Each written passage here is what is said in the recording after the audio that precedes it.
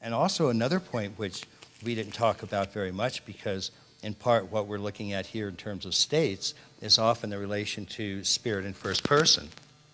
But there is, of course, spirit in second person and spirit in third person. And as soon as there's manifestation, you can use the Vedanta version, as soon as there's manifestation that goes from nirguna, without qualities, to saguna, Brahman, spirit with qualities, the qualities that are usually given in places like Vedanta are being, consciousness, and bliss. And that's fine. And another good translation for bliss is happiness or joy, just so you know how to relate to it. Some people don't feel they have bliss in their lives unless they time their drugs wrong. But that's like, wow, bliss is... But happiness or joy is just very, very close. If you just feel that inherent joy of living, that inherent just happiness of living, that's great.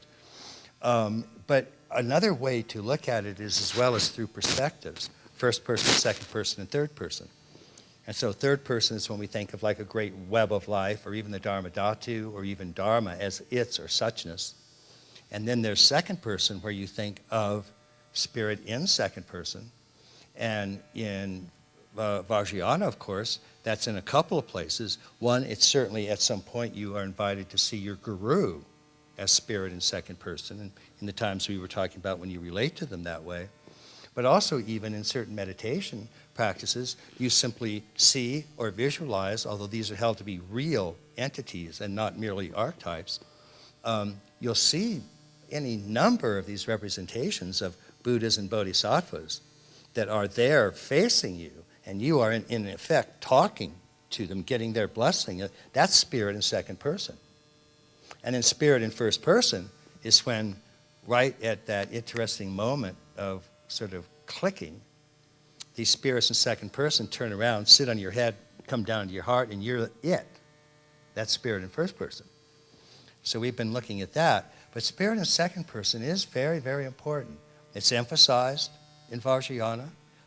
It's not as well emphasized in the world's other traditions that tend to just pick one or the other. But since this is still looking at states primarily, it's always a good reminder that spirit in second person elicits emotions of gratitude and blessedness and devotion and love. And we can all see each other as spirit in second person too. So there's a very real point where you have to just acknowledge teachers as teachers. And at some point, they see more than you and they know more than you. Just like if you go to a mathematics teacher in college, and you're taking a course in calculus, there is a time when that person knows more.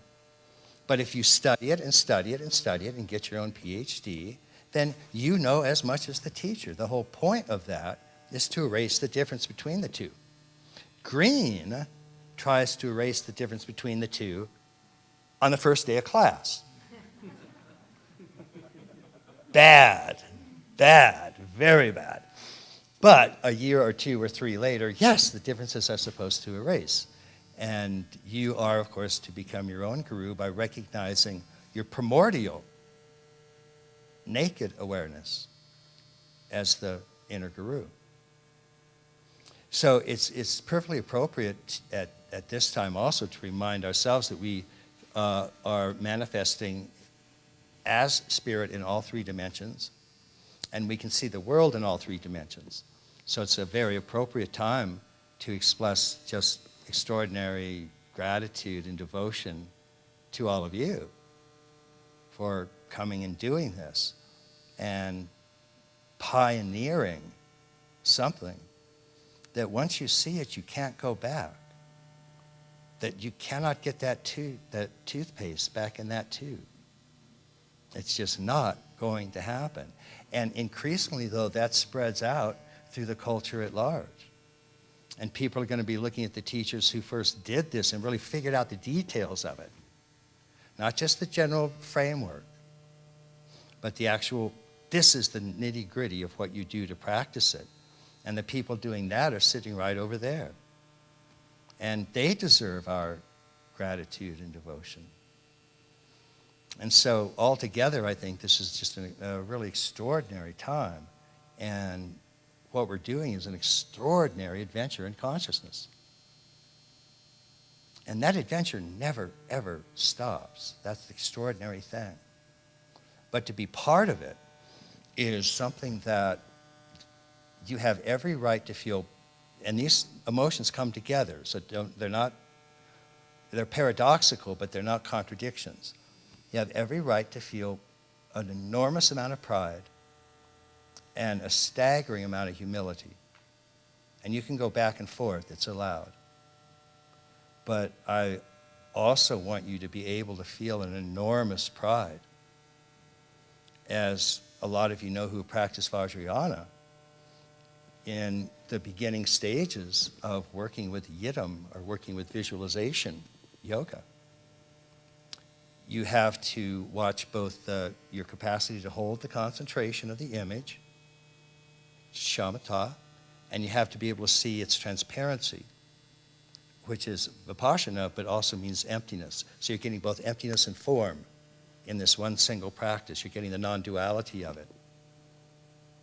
And one of the things that you're supposed to hold and be able to develop is divine pride. And learning to distinguish that from egoic pride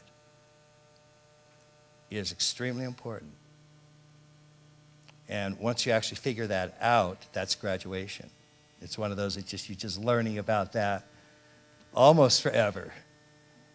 But don't ever let a green culture give you so much carpet burn that you feel you have to stop.